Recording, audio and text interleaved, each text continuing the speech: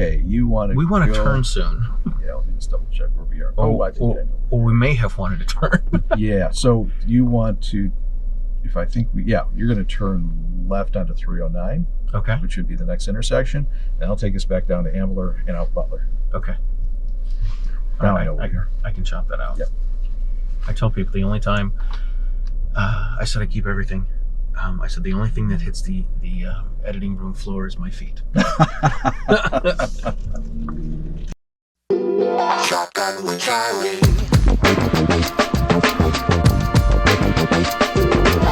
Riding shotgun refers to the practice of sitting next to the driver in a moving vehicle. The term riding shotgun came around after the time of the stagecoach, when somebody used to sit next to the driver holding a shotgun, in case they ran into bandits. My name is Charlie Cook, and I drive a lot. I like to talk to people while I'm driving, so I interview people in my car while I'm driving. Welcome to Riding Shotgun with Charlie.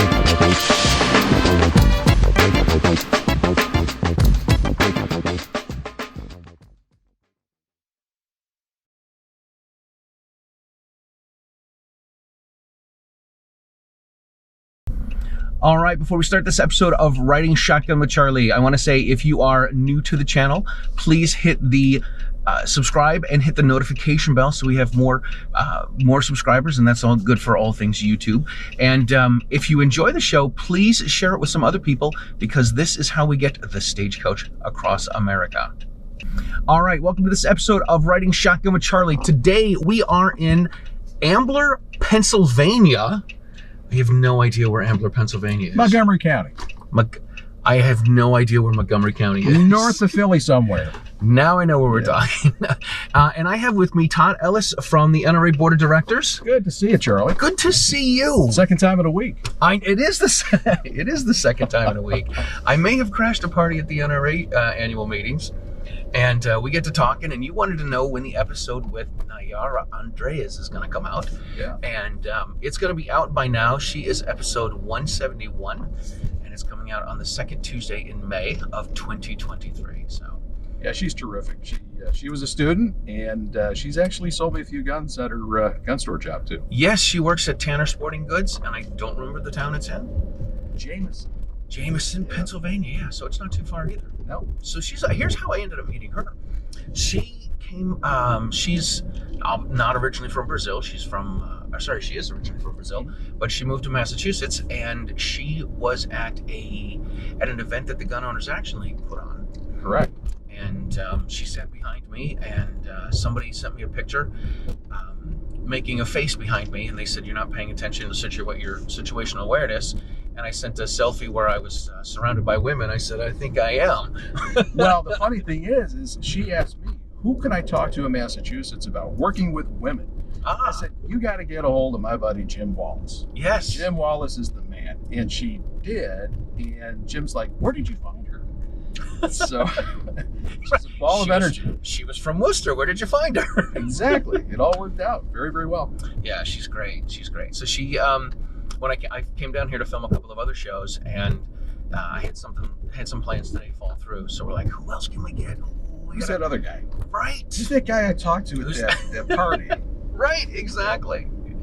So tell us how you became a gun guy, and how did you become a gun guy? Well, I want to talk about how you got on the NRA Board of Directors and all that sort of stuff. It's probably fairly simple. Like many youth, at age 11, I went to Boy Scout camp. Camp Massaweepy up in the Adirondacks in New York. And that's where I learned to shoot, realized I could shoot. Really enjoyed it. Got back to my hometown of Rochester, New York, believe it or not, and found out that there was a junior marksmanship club at the Rochester Rifle Club, and started shooting competitively there. Got into small bore competition fairly heavily through high school as well, and then from there it just took off. One of my kids has also caught the small bore bug. In fact, he shot for a short time at NC State, so it's cool. Really kind of a fun thing. Yeah, it really is. It's I had my son involved in Scouts when he was young. By the time I got to junior high, he wasn't so much interested in it, but well, that's how I got to become an instructor. Yeah. Because you have to have a merit badge. Yes, you get the shotgun Counselor. and the rifle merit badge. Correct. I was certified to do basic pistol and home firearm safety, and when I found out that I could possibly do shotgun and rifle, I ended up getting those certifications as well. Well, it worked out quite well. So at that point, meeting more people, and they're like, look, you have some fairly good shooting capabilities. If you thought about getting all your certifications, and it's like, well, to what end? And they said, well, you're working with a lot of youth right now, and our club for 10 years typically would have about 350 young people come through for rifle merit badge as well as shotgun. But from that standpoint, over 10 years, that translates to about 3,500. Wow. But the problem is back then, we didn't have the online portal that ENT has now. So we had one fella, his job in our training team was to send the report. He got all the credit for all those youth.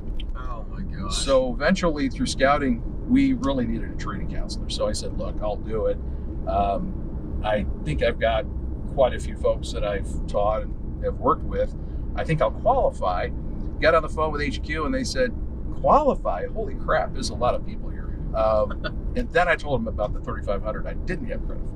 And next thing you know, I'm in a TC class. So that developed, been involved in scouting, North Carolina, Illinois, St. Louis area, and here in the Philadelphia area. So it's been very fulfilling, and really strongly believe in teaching youth because they're the folks who are going to replace us tomorrow. Absolutely. It really is important to teach this to kids, to teach them all this stuff. The history, and not just the marksman and the discipline, and obviously the safety, but to teach them the history about everything as well. It's exceptionally important. You got to know why we're standing up for Second Amendment rights. And you've got some people that are like, oh, they're never going to come and get my shotgun and all this other stuff. Well, they will come and get your bolt action rifles too. So you got to be very aware of why people are really fighting for your rights. So very important. Absolutely. So how long have you been doing this? Been a TC, been an instructor? Quite a while. I'd have to really think about that. It seems like forever. That developed into becoming, being invited to be a state training counselor liaison for Pennsylvania. We have 4,400 instructors and about 125 training counselors in Pennsylvania alone. Oh my gosh. So very often we try to spread good information as we get it. In some cases, there might be a need for remediation. Maybe somebody complained or somebody is not understanding how to do something, and we'll invite them in to join a training team or sit in on another course just to see how things are being done these days, because it might have been a while. And it's generally well received. They just want to know, the folks that we work with, that we're concerned, we want to help, and we're there to help them be successful. Very cool. Yeah, it is important to keep up to date on things. I always think it's kind of funny when I see an instructor that's got the old posters up. Hey, they still work. Yeah, they do, but I'm like, can we at least get a PowerPoint? Yeah. Well, we've actually had some folks that were not computer literate just within the last year or two, and that was a little bit of a surprise. We're still seeing some of that. It's yes. I've got a friend that recently became an instructor, and he's like, what do you do for home firearm safety? I'm like, well, this is what I do. And he's like, well, there's a new PowerPoint coming. It's excellent. Yeah. And he's like, so I'm not really computer savvy, so can you help me out? I'm like, sure, let's get together. And then he's like, so what I mean, help me out, can you just, set me up with your PowerPoint? Could you push the button for me? Right. Part of the training team, right? But they got to understand what's on those slides. That's the other half of it. Oh, So, absolutely. Absolutely. Yeah. Yeah, it's good stuff. Do you see a lot of people coming through as a training counselor? A lot of people that want to become instructors? Yes, I have, especially with what's going on in New Jersey, which is just across the river. And we had a lot of folks that want to become an instructor, but of course they got to take the student stuff first. Right. And they have to qualify, which involves shooting a 6-inch group at 45 feet. Not everybody's prepared to do that the first time. So it's important for them to get that skill set really well developed before they start doing that. How long do you think someone should be actively shooting before they decide they want to become an instructor? That's a really huge question. It really depends on the shooter. I actually had some folks that came in from a particular synagogue men's group, and these guys walked in after never touching a gun, And in one day, we're shooting level 4, which is that 6-inch group at 45 feet. They Wow. were amazed. We were amazed. And from that standpoint, I won't say that they were ready to go, but they had the ability. And Right. as long as they wanted to continue to learn and augment their skill sets, then we'll follow along with them as far as they need to go. Yeah, there's a lot to the nomenclature and the vernacular and the terms that people use, and obviously making sure that you get them correct. That's obviously a big thing as well. Well, the key thing is follow the material. The material is going to give you the right terminology. There might be some other things that we do teach them in basic instructor training. If you don't know the answer, tell folks you will get the answer and get back to them. Yeah. And very often I tell folks, who's your first point of contact? Your training counselor. Come and ask me those questions. And I do. Yeah. A lot. That's good stuff. Works well. Yeah, that's good stuff. All right, so how moving on to NRA stuff, how long have you been on the board? Well, I first went on, I want to say it was 2020, right through COVID. Part of the problem was getting a meeting where we all could be sworn in.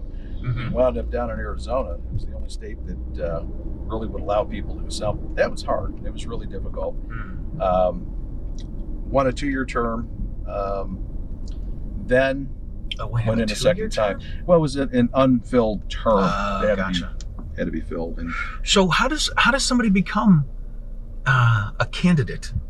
I mean, I know there's the to get on. I've heard people say you get on some committees and then possibly, or I was not on a committee. Yeah.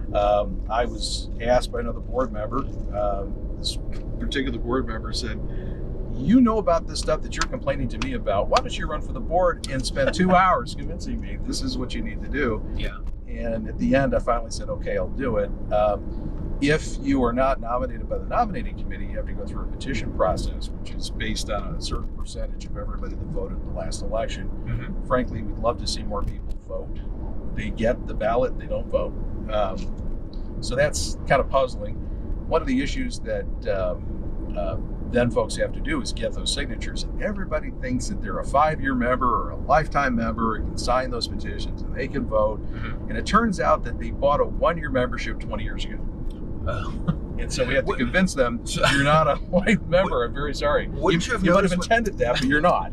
Wouldn't you have noticed that when the magazines stopped coming in? You would have thought, but they're dyed-in-the-wool supporters. It's just they're not members. So we need to go back and touch those folks and say, look, I think there's something we need to talk about, and that is continuing your membership. And very actively, we're now reaching out through recruitment and getting more recruiters set up, both through education and training folks. So, for example, the very first person that anybody off the street generally talks to who is a NRA person is an instructor. An instructor, sure. Right? So the instructor is going to say, you know what? You got to think about becoming a member. Those that want to become instructors, if they're not already members, they are told, it really benefits you as an instructor if you become a member, because your costs drop. Not only that, but you get a great magazine, you get plugged in. Why would you not do it? Yeah, no kidding. So, works out well. I think I think one of the reasons that we need a strong NRA is like you said, the people that are non-gun folks. The first person that they're going to meet that's an instructor first person they're going to meet is going to be an NRA instructor. And I live in occupied territory in Massachusetts. There are, I think, 26 or 27 courses that are approved courses, and the NRA courses, the basic pistol, home firearm safety, basic rifle, basic shotgun, these are all approved courses in order to get your license. And I am working to become a USCCA instructor because I think having another level of courses to teach people is certainly a good thing to do, to offer to them. But like I said, I want to keep all my NRA stuff up because this is the first time, it's not the first time people hear about the NRA, but it's the first person that they're not going to look for USCCA because they're not gun folks. Well, generally, the folks that really want to go into those more advanced classes, if they are advanced, is going to a basic course first. Right. We've had some people that say, you know what, I want to go straight to instructor. Great. Have you ever picked up a gun? Well, no. Okay, well, let's talk about that, right? So let's build those fundamental skill sets, and from there you will become successful successful. So Yes. from that standpoint, that's where the basic courses really come in. It's incredibly important. But it's funny that you mentioned other organizations. I want to tell you a story about the canoe. Yes. Let's hear Okay. about the canoe. So years ago, I lived in North Carolina for 20 years. We joked that they let me out for good behavior. But the bottom line is that being involved in scouting, I'm an Eagle Scout, and so is one of my sons. So my oldest son and I were on a camp out this little place called Bear Island. It's offshore Atlantic Ocean. It's just a little 1 square mile island, not very big. And we canoe out there and canoe back. And as we're getting ready to leave the end of the weekend, a gale blows up. And we've got 30, 40 knot winds coming inland from the east. It's a nor'easter. And we have the tide going out to sea. So he and I, we decided we're going to take the heaviest, biggest, oldest canoe, since we had a bunch of younger youth with us, and we're going to get it back to shore. So about halfway back, we're talking about a half a mile from shore, the wind blows, and it blows hard. So he's rowing. If you've ever canoed, the person in the front rows on one side and you paddle on the other, right from the back. So at this point, I'm paddling on the left and I'm mid digging in, right? Getting a good paddle in. And well, my son had been on the right, except when the wind blew, he switched sides. He says, oh no, and he digs in on the left as well, just as I'm digging in. And the canoe went over. Oh no. So he and I are both in the Atlantic Ocean. It's 33 degrees ambient air. Oh my gosh. And the tide's going out, and so is all of our stuff. Yikes. So obviously I'm here today, so is he. I think after that, I think we both wanted to kill each other, but it was a rough trip. So some folks came out, got us, brought us back in, and everything was cool. But let's think about that if this was a Second Amendment canoe. You have all these other organizations. Right. We're better than the others because we want your dollars, or we can represent you better, or whatever that is. Folks, stop. Just stop. We're in a Second Amendment canoe. We all have to paddle together, Yes. or we're going to wind up in the ocean, and your Second Amendment rights are going to just go with the tide out to sea. We can't have that. Yeah. We need to row together. So the big Second Amendment canoe is really a great illustration about how we all have to work together. We do. John Petrolino did a presentation a couple years at AmCon just before the Gun Rights Policy Conference, and one of the things he talked about is, who do we work for? And he's like, we work for the Second Amendment. Like, everything else needs to, and not necessarily let bygones be bygones, but we can't worry about this other stuff. We all work to be able to keep our gun rights and be able to keep a gun and fight to get carry and permits and hopefully constitutional carry and everything else.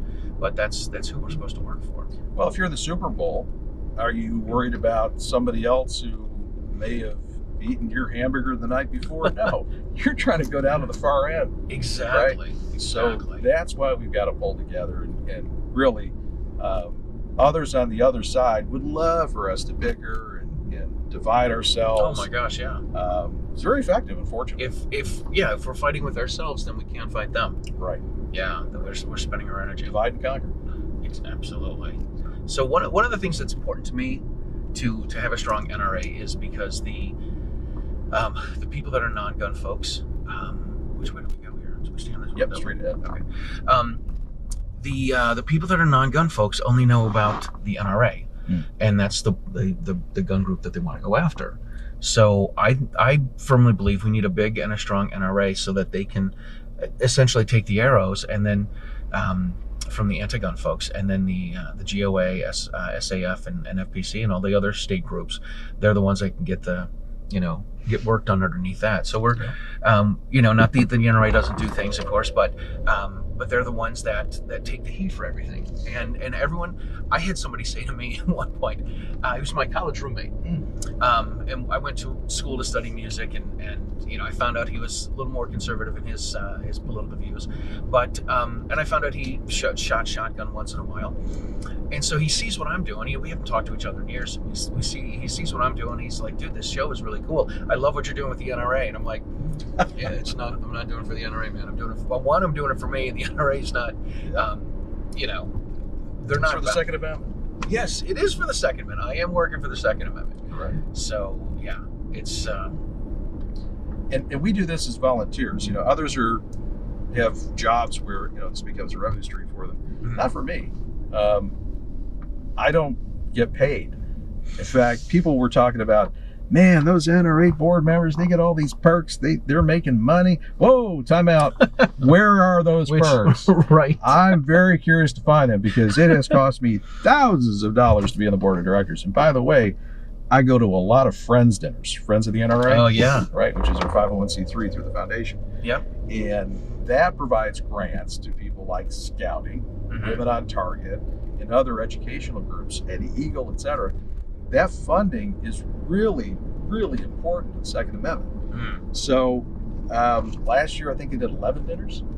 Nice. And I have a dinner committee meeting an hour away tonight. Oh, boy. That dinner is Saturday. The following week, I have another dinner north 2 hours. It's going to be a busy year. So I've had 5 dinners in so far this year, and Here we are in the middle of here April. we are. Yeah. So it'll be rapidly approaching probably 13 or 14 dinners this year. That's a lot of work. Well, it is, especially when somebody's like, look, you know, this is getting bid a little low. Could you bid on it? Yeah. So I might have wound up with a cold anaconda that way. But, Nice. Well, yeah. Sure. You got to explain that to the wife, though, right? Well, yeah, but, you know, it's for a good reason. Yeah. And it's an exceptionally important thing to us. Sitting on a state grant committee, which again is all volunteers. We have a steering committee, which I'm also on. We review every single grant to verify, well, you know, first of all, is this a good grant? Is this something that we can stand behind, that dots all the I's, crosses all the T's, meets all the requirements? So it has to pass scrutiny. Then we look at it and say, all right, how much money do we have? And how do we slice this up so that everybody gets served the best that we can provide? Right. So, All right. Is this where we turn left? you want to turn left. Okay. See, I'm not totally. People think You're I doing get good. lost. People think I get lost on purpose, Uh, and it's never on purpose. there you go. Oh, a little bit more about how someone gets elected. By the nominating committee, Or by petition. By petition, right? Right. Amanda Suffolk is one of my very good friends. She was just she was elected to the board. She was hustling. She did. She was hustling. She was going down to Florida. Yep. She was going down to Texas. She was going to Michigan. She's going to Illinois. She knows a lot of folks. She Yeah. does. Yeah. Having a radio show certainly helps, but she was out there. You know, when I talk with her, she said she talked to somebody one time, and this is the stuff that boggles my mind. She said she said the person she was talking to knew who I was, but they didn't know who she was. Oh, that's surprising. And I know, right? Wow. Yeah. And so, No offense, but yeah, she's exactly. yeah. And so she's like, I'm pedaling as fast as I can. Yeah. Like, you know. Well, and Rick Ector. I mean, it's really kind of funny. They both appeared on a podcast, and we got Rick elected as the 76th board member. Yes. Helped him out a little bit. He's a fellow TC. I know Rick. I presented with Rick. Haven't taught with him yet. Haven't been on a training team with him. But he's a great guy. Director. Has a ring to it, doesn't it? Director. I love it. Yeah. Yeah. I went to Rick's event this past year. He does a ladies event in Detroit. Yeah. And A lot of ladies. I think we're 1,200 ladies this year. Yeah. And it was really cool. Actually, I hate saying I snagged a couple of women, but I asked them to be on the show and do it before and after. Oh, wow. So I interviewed them before they went shooting, and then I interviewed them after they went shooting. One of the ladies actually wanted me to help her, so so that was pretty cool. So I got some video of me teaching her to shoot. Oh, that's great. Yeah, it was really cool. It was a great event. See, that's the satisfying part about being an instructor, is you get to see these skill sets develop. You get to see people that may have had a fear of firearms. We have a local instructor here that does a lot of women on target, and she'll know women from a domestic abuse group that she belongs to that really has empowered them now that they know they can defend themselves. They've overcome fears of firearms. They realize that there's a community of women just like them that they can be a part of. We support all of that stuff. And that same instructor will be going to training counselor development to become a training counselor as well. Very cool. Yeah. That is very Anna, cool. shout out to you. Hope you do well. All right. Yeah, that's awesome.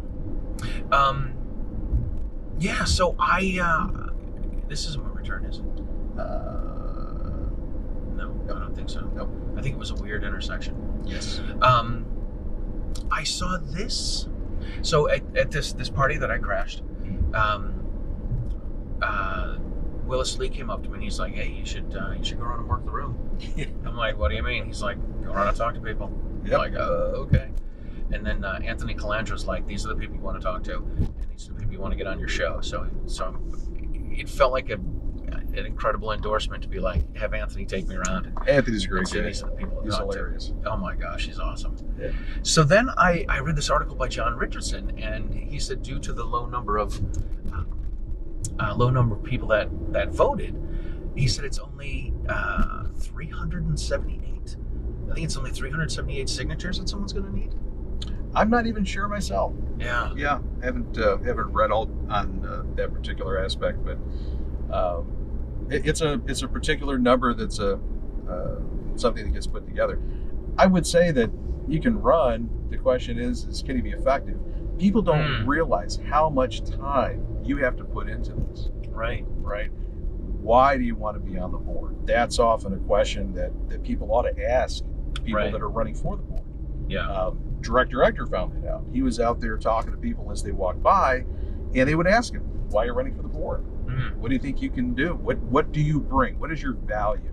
Right. And he was very clear. He said, "I'm a training counselor, believe in the strong Second Amendment, and making sure that people have the right education to do us proud as Second Amendment warriors." And that's what we do as instructors. We're there to help enable people. That's my word for 2023 is enable. Enable. I like that. It's very important. That is very cool. So what else does the NRA have coming up? Oh goodness, we've got lots of things happening. We have the Nationals coming up at Camp Atterbury in Indiana. Very cool. That's going to be exceptionally cool. That's really developed. So we got the Nationals going on. We've got all the different things at all the different summer camps. I mean, that's something that's been humorous to me. Usually about May, I have just about every Boy Scout council on the East Coast contacting me. "Hey, could you help train some people to become rifle or shotgun instructors, because we've got summer camp coming and we've got a person who would love to work for us, but they don't have any certifications." And suddenly it's the 11th hour rush to see if someone's got the ability to shoot well enough to become an instructor. Oh yeah. Or they may have taken the merit badge as a youth and now they're an adult, young adult. Because frankly, being nonprofits, they're not paying a lot of money for those instructors. Sure. Right. So from that standpoint, it's usually a rush to get people to the range and go through first the basic student course, BIT. then BIT, basic instructor training, and then the actual instructor course. Yeah, it's a So lot. that's at least 3 solid full days. Yeah, So a lot of work. definitely. Very cool. Yeah. All right, what else can we talk about? So other things, I'm a strong law enforcement proponent, and it's very important to me. I'm an auxiliary policeman here in Pennsylvania. Oh, that's cool. My local township, the concept there is we help offset the time to do things like traffic control, whatever the case might be, 5K races, Santa Claus coming to town, right? All these things so that the other uniformed officers can spend time with their families. And oh, by the way, we're not paying too much overtime. So our squad is actually volunteer. Yeah. We are sworn law enforcement, but we don't get paid. Right. And it's like a community event service type of thing. What's really interesting about it is we actually offset taxpayer spend by about $800,000 just in our township. Wow. just by helping out. That's a lot of bread. It's a lot. It's So, a lot of money. Conservative values, maybe. Community involvement, it's strong. My wife voluntold me to do the job. Voluntold. Yeah, the PD was actually pretty excited when they heard that my wife told them to do it. But it's turned out to be a really fun thing to do. I was already very supportive of law enforcement. We obviously are seeing that now in our society, that law enforcement is trying to do their job. Interestingly, you cross from Montgomery County into Philadelphia County, which is where the city is, and there's a different set of rules. There's 7 things that they are not allowed to pull people over for. Really? Yeah, the most basic one that may be shocking to you is lack of a license plate. You can't pull them over. What? Smell of marijuana. Can't pull them over. Oh my gosh. Tinted windows, broken headlight, broken taillight. You can't pull people over for that Not stuff. in Philadelphia. I think I know the answer, but why? It's been dictated to the police department that thou shalt not. Oh my gosh. So you can say whatever you want about the reasons, but it's kind of shocking. However, crime generally stops at the Montgomery County line because that set of law enforcement agencies can pull you over for that stuff. Shocking. Yeah, Shocking. people find that out. Oh my goodness. You know, the term "out by lunch." Have you heard that before? Yeah, I heard revolving door of justice, Yeah. but it's probably the same thing. OBL, out by lunch. If you go in the morning, you'll be out by lunch. Oh my goodness. 0 bail. That's really hard for a lot of communities to understand. And the problem is that a lot of these folks are repeat offenders, and we don't like seeing bad things happen to good people, right? So one that was well documented, there was an offender that had been let out by, I think it was around midnight. He went to hold up a young man who was at Temple University in Philadelphia, who was unloading his mom's car, trying to move some stuff into his room, and was shot and killed What? by a repeat offender. By the guy that got out at midnight? Yeah, and Unbelievable. it's This- unfortunate. This is the stuff that aggravates the snot out of the regular folks. Yeah. Well, Right? the other part of it is we have a lot of economic problems in Philadelphia that people don't really talk about. 23% of the population in Philadelphia is under the poverty line. Wow. That's a lot. So there's a lot of challenges. Sure. Fortunately, we have seen some positive things in the city that they recognize job growth, education, mental health assistance has been made available to a lot of folks. Not everybody steps in, but we've got folks that are living in overcrowded homes. There was a fire about 1.5 years ago, killed a number of people, including children. 26 people in a duplex. Oh my gosh. Wasn't for a party. They were living there, and there was no battery in the smoke detector. Oh man. So what do you do?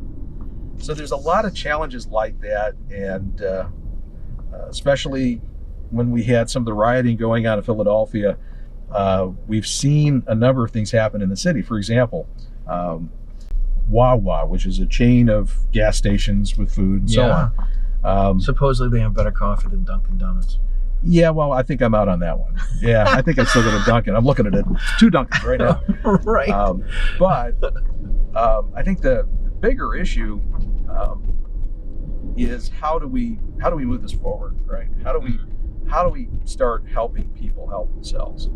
And part of this is also the fact that we have a strong proliferation now of firearms in the city, and we need to get courses like home firearms safety, which is one of our basic courses on how to unload a gun, how to store a gun. Right. Notice how I said not to load a gun, right? You want to learn how to shoot a gun, take a shooting course. This is a non-shooting course. Yeah. So from the standpoint of, look, here's some great gun safety stuff. It is a fantastic course.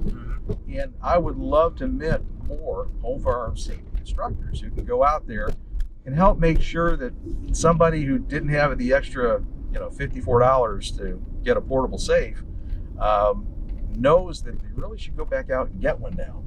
And maybe we tell that to grandma, right? And grandma knows that her grandson could have access to a gun. She demands that they have a safe in the house. Yeah. Right. So that's what's going to help save a bunch of kids. Absolutely. Yeah. It's I obviously after I became a gun guy, it was important to teach my kids how to be safe. And every time we go to the range, even though my kids are 20 and 22, we still go through the safety rules every single time. Yeah. Just to repeat them every time. Memory. Absolutely. I used to think, I think at one point I thought it was ridiculous. Because I'm like, well, if you're doing an advanced course, we're all gun folks. We all know how to do this. But it's still important to have someone go over the safety rules. Yeah, must do it. So, yeah absolutely. But those are things we can do. Absolutely. All right. Well, listen, we are almost back to where we need to be. How can people find you and all the stuff that you're up to? And well, finding me is probably not the most important thing. Okay. Really. Yeah. The most important thing is understanding that if they want to go take courses, go to nrainstructors.org. Find a course near you. That's exceptionally important. Yeah. Become a member of the NRA. I don't care what your complaint is. You need to be on the Second Amendment canoe. Absolutely. And you need to pick up a paddle and you need to row. Start rowing. Okay. I had a guy, I know we're wrapping things up here. I had a guy one time take a class with me. I was doing the basics of pistol shooting, and I was doing the Utah course. Yep. And I was doing it all, like we were doing all the classwork one day, and then we were going to go to the range when it got warm. And at the beginning of the class, the guy wanted to get his Connecticut permit, which is why we were doing the basics of pistol shooting. But he's like, you want to tell me that I just can't go into a gun store and I can't just go buy a gun and, and I'm like, yeah, you can't do this. And he's like, well, what is the NRA doing about this? And I'm like, they're waiting for you to come do something. Yes. Because you need to be active in this whole process as well. And then at the end of the class, he's like, so all I have to do now is go apply in my town, get the permit, then I can start to carry. I'm like, yeah, that's in Massachusetts, that's what you have to do. Here in Pennsylvania, you fill out a 4473. We're a constitutional state. That is free America right there. Oh my gosh. That's a huge thing. If you want a concealed carry permit, then you got to do a background check. So people that say, what happened to background checks? Well, I just said there were two, right? So you bought the gun with a 4473. And if you want to carry concealed, you get another background check by your local sheriff, and it's a $20 bill and a signature and a picture. And that's a picture. Yeah, it's not enough in Massachusetts. You got to go through 14 background checks. Yeah. 14 might be an exaggeration. I get it. Here's what I did. I was going to the Rod of Iron event at the Tommy Gun Warehouse last fall. Yeah. I drove 3 hours from Greeley to Bonteville, PA, to give them a $20 bill to wait an hour to get my permit, because it was weird to me that some counties weren't doing the non-resident permit for Pennsylvania, and some of them you would have to send your information in, your application, all your stuff, and then they would contact you after the permit's ready, and then you have 30 days to go pick it up. Not only that, there were some particular municipalities that were not doing concealed carry permits during COVID. Yes. Bucks County, which is adjacent to Montgomery County, that sheriff, who is now running for a local judgeship, he said, "No, we're going to stay open." He's a vet. He's a very patriotic guy, and he said, "No, we need to stay open," and they did. And a lot of folks got their permits that way. Good deal. Yeah, Good kept deal. people safe. Awesome. Excellent. Todd, thank you so much for being on the show. Good to see you. Hang tight for a second. Thank you guys for watching this episode of Riding Shotgun with Charlie. If you are not a member of the, if you're not a member of the NRA, as Todd said, you need to join. Go to NRA.org. NRA.org. If you are not a member of the Second Amendment Foundation, you can join them for $150 for a lifetime membership at saf.org. I do have a link below in the descriptions where I get SAF credit. I don't know if it brings me anything, but other than saying, hey, Charlie sent someone your way. So I put a link below there. Gives me a Laurel and Hardy handshake, right? There you go. You can find all of your favorite pro-freedom podcasts at sdrn.us. That's the Self-Defense Radio Network. And if you enjoyed the show and watched it, please subscribe to the show. Please hit the notification bell. Share a show with a friend. That is how we get the Stagecoach across America. Thanks a lot.